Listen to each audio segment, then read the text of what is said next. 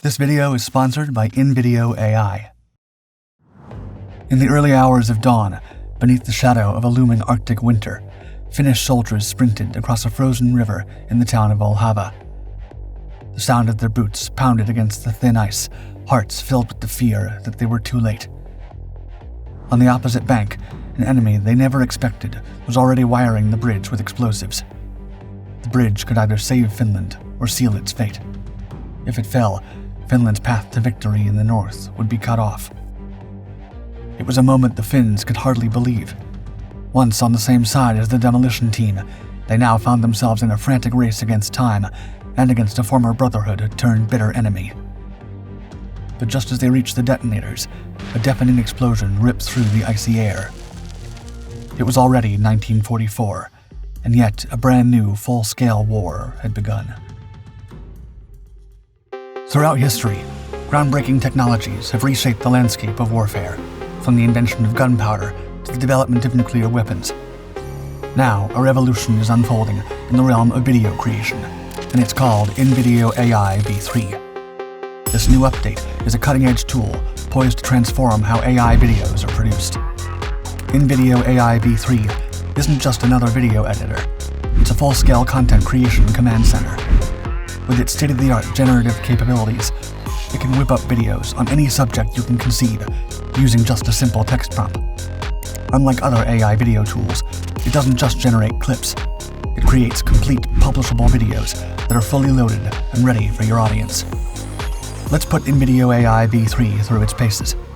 We challenged it to create a short video about a robot in a cyberpunk setting that wants to escape the Matrix. Here's what it delivered in mere minutes. As you can see, InVideo AI V3 means business, but that's just the opening salvo. The true power of InVideo AI V3 lies in its efficiency. Rather than having to use different tools for different functions, it can do everything itself.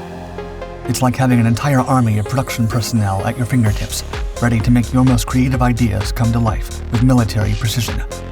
It allows you to change anything you like, and even add your own voice.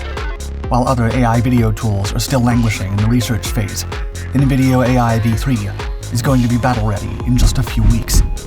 If you've yet to experience its current version's serious firepower, it's the perfect time to enlist for free using the link in the description, with paid plans starting at just $20 a month. What's more, if you use our code DARKDOCS50, you'll receive double the video creation minutes in your first month. Take advantage of this great opportunity and start your campaign for AI video domination today. By 1941, World War II had engulfed much of Europe. By June, Germany launched Operation Barbarossa, its audacious invasion of the Soviet Union. At the time, Finland saw an opportunity. Having lost territory to the Soviets in the Winter War, the Finns saw their partnership with the Third Reich as a way to reclaim their lands. This led to the Continuation War, where German troops and Finnish forces fought side by side against the advancing Soviets in the north. For 3 years, the Finns and Germans cooperated closely, sharing battlefields and strategies. But by July 1944, the tide had turned. The once unstoppable Wehrmacht was in full retreat, chased back by the relentless advance of the Red Army.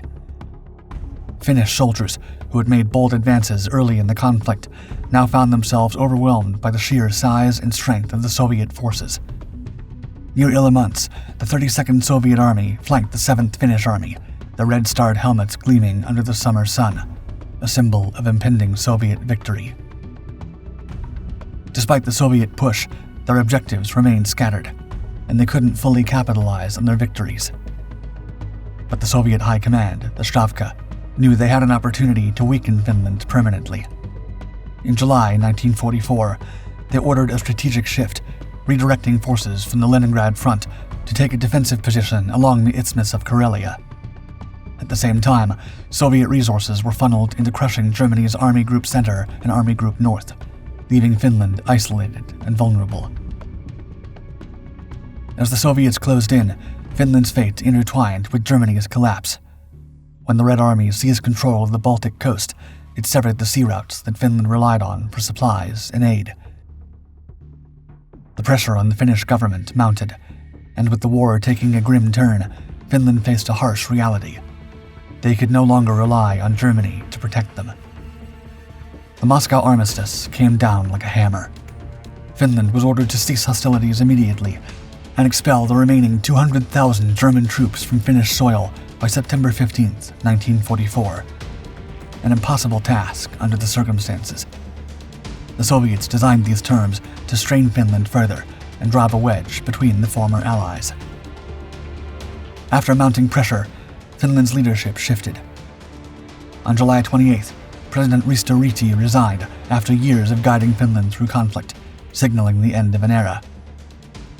In his place, Baron Carl Gustaf Emil Mannerheim, the former commander of the anti-Bolshevik White Guard, took over on August 4th, tasked with leading Finland through its most delicate moment. Mannerheim's task was monumental: redefine Finland's relationship with the Soviet Union while navigating the dangerous waters of severing ties with Germany. He made his stance clear in a message to Hitler, quote, "I deem it my duty to lead my people out of the war. I cannot and will not turn the arms which you have so liberally supplied us against Germans. I harbor the hope that you, even if you disapprove of my attitude, will wish and endeavor, like myself and all other Finns, to terminate our former relations without increasing the gravity of the situation." But his plea would fall on deaf ears. Commanded by General Lothar Remdulik, the German forces, though preferring to retreat without conflict that could further deplete their strength, had no intention of giving up control without delaying their adversaries. Remdulik wanted the Finns to pay for every inch of ground, using the harsh terrain and the bitter winter as their greatest allies. The Finnish soldiers understood that doing nothing would lead to even greater devastation. Lieutenant General Hjalmar Selasvuo led the Finnish Third Corps.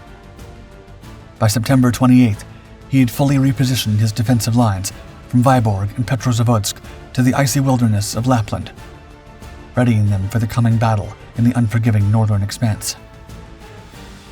Marching under his command were the 3rd, 6th, and 11th Divisions, bolstered by an armored division to provide crucial support to the infantry. But even as the Finns shifted their focus to fighting their former German allies, the ghosts of that alliance lingered in their ranks. The opening shots of the Lapland War rang out through Olhava as Finnish and German troops exchanged fire for the first time. The cold air was soon filled with the crack of rifles and the sharp bark of machine guns. Bullets sliced through the snowy landscape, where casualties quickly accumulated. Defensive positions had been hastily built from Karasuvanto to Ivalo, reinforcing key points to guard against an anticipated attack from the south. The Germans knew they had to hold the east station in Pechenga, critical for nickel production, and they were bolstered by Norwegian support from the south. The Finnish 15th Brigade, led by Colonel August Kustio, pushed forward relentlessly. They battled the elements as hard as they did the enemy, and made their way from Ulo toward Kemi. Kustio's brigade of battle-hardened battalions from Savukhovsk was determined to break through German defenses. Major Hautala commanded the operation with precision, his voice overpowering the sound of battle as he issued orders to his men. Timing was crucial. Across the river, the Germans, under the command of SS Obersturmführer Zimmermann, held their positions, bolstered by the SS Aufklärungsbattalion 6. They were ready for whatever came over the bridge. Motorized Jaeger battalions, armed with assault guns, provided swift mobility and firepower. Field artillery and anti-aircraft guns covered the approach, while German tanks stood ready to counter any assault. They were well equipped and confident, their tanks churning the icy ground, ready for the attack. At dawn on September 29th, the Finnish assault was set in motion. As they prepared to cross the river, a sudden shift in the German lines sent an alarm through the ranks. The Germans had spotted the Finnish movement and were already withdrawing from their positions. Realizing the Germans planned to destroy the bridge, to halt the Finnish advance, Hautala's men sprinted forward, hoping to reach the detonators before the explosives were set off. The sound of their footsteps echoed across the frozen riverbank as they ran, weapons ready. But they were too late. With a deafening roar, the bridge erupted into flames, the explosion shattering the frozen silence. The shockwave sent snow flying into the air, momentarily blinding both sides. As the Finns regrouped, German soldiers fired a volley of bullets before disappearing into the dense northern wilderness. The firefight was swift and brutal. 5 Finnish soldiers and 2 Germans lay lifeless when the smoke cleared. In less than 30 minutes, the Germans had vanished into the forest, leaving behind nothing but destruction and the echo of their retreating footsteps. The German forces moved with speed, executing a hasty but organized retreat. Their motorized units left their pursuers far behind. The Finns, mostly on foot, struggled to keep pace across the rugged, snow-covered terrain. As the Allied forces pressed in on multiple fronts, the German High Command and the leadership of the 20th Mountain Army faced an undeniable truth. Holding positions in Lapland and east of Lingen municipality in northern Norway was no longer feasible. Albert Speer, Minister of Armaments and War Production, declared that Germany's nickel reserves were sufficient, making Petsamo strategically irrelevant. The writing was on the wall. Preparations for a full-scale withdrawal began. On October 4th, 1944, Hitler gave his approval. 2 days later, Operation Nordlicht was launched. Unlike the slow, methodical withdrawal of Operation Birka, Nordlicht demanded a swift, carefully orchestrated pullback to fortified positions behind Lingen Fjord in Norway, all while under relentless pressure from the pursuing Finnish forces. The Germans began their retreat through the desolate roads of Lapland, aiming for Rovaniemi, a critical junction point. Military convoys snaked through the region's 3 main roads, creating choke points that slowed movement. The narrow, icy routes turned the retreat into a dangerous dance of survival, as every step toward Norway brought them closer to safety, but made them vulnerable to attack. Finnish units, advancing cautiously, frequently encountered German rear guards who used the dense forests and frozen marshlands to their advantage. The Germans, slipping through the trees like shadows, worked to outmaneuver their Finnish pursuers. The destruction of road networks crippled the Finns' ability to bring in artillery or heavier weapons, leaving them severely disadvantaged. As Finnish infantry carefully made their way through the wild, the Germans, riding in motorized convoys, would disappear down winding roads, only to fortify new positions further north. While Finnish forces occasionally caught up with German rearguards, their numbers had dwindled due to demobilization orders from the Soviets. By then, the chase was futile. The remaining German troops crossed into Norway, still firmly held by the Reich, leaving behind a shattered landscape that marked their trail of retreat. Generaloberst Lothar Rendulic led a campaign of destruction. His command was clear: destroy everything of military value and ensure the Finns couldn't use any of the land they retook. Entire towns were set ablaze, reduced to smoldering ruins. Bridges were torn apart piece by piece, and key infrastructure was obliterated with ruthless efficiency. Homes, schools, factories, all turned to ash, leaving soldiers and civilians alike with nothing but smoke and devastation. By October 8th, the town of Kemi, a hub of industrial production, was reduced to rubble as German forces bombed its factories, raining fire on its industrial heart. On October 9th, all government buildings, with the exception of hospitals, were torn down. Just days later, on October 13th, orders were issued to destroy any structure that could shelter the Finns from the harsh northern winds. Yet, despite the widespread destruction, this final order proved less effective, as the Finnish troops, prepared for the cold, carried their own tents to shield themselves from the elements. As the Germans withdrew further north, they justified their actions by leaving behind a grim message for their former allies, quote, as thanks for not demonstrating a brotherhood of arms. As winter descended, the Lapland War came to a close in November 1944, with fewer than 600 Finnish soldiers remaining in the region.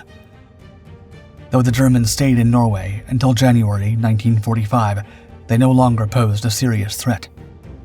The human cost was significant: 774 Finnish casualties, 262 missing, and 2,904 wounded, while the Germans suffered 1,000 casualties and 2,000 wounded. After the fighting, 1,300 German soldiers were handed over to the Soviet Union, as required by the Moscow Armistice. The German scorched earth tactics left Lapland in ruins. Nearly half of the region's structures were reduced to ash and rubble. Critical infrastructure was obliterated, 470 kilometers of railway track, 9,500 kilometers of roads, 675 bridges, and 3,700 kilometers of phone and telegraph lines were destroyed. Even after the war, danger lurked beneath the snow. The retreating Wehrmacht had sown the ground with mines and explosives. By 1973, over 1.1 million artifacts had been painstakingly cleared, including 800,000 cartridges, 70,000 mines, and 400,000 other explosives. A grim legacy haunting the frozen earth long after the conflict's end. DuckDuck salutes InVideo AI for sponsoring this video. Remember, InVideo AI v3 is soon going to be ready to be your ally in the content creation battlefield. March over to the link in the description now to harness this game-changing technology's current version. Don't forget to use our code DuckDucks50 for your bonus creation minutes. Recruit InVideo AI v3 today, and AI video victory will be yours.